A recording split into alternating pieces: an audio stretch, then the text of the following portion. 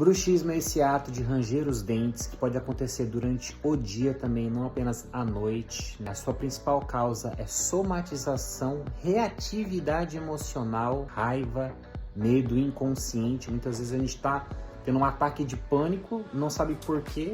São questões inconscientes, que é uma coisa que eu atendo muito. A gente pode trabalhar a liberação de determinados músculos da região da face, da mandíbula, para ajudar a soltar um pouco a tensão excessiva.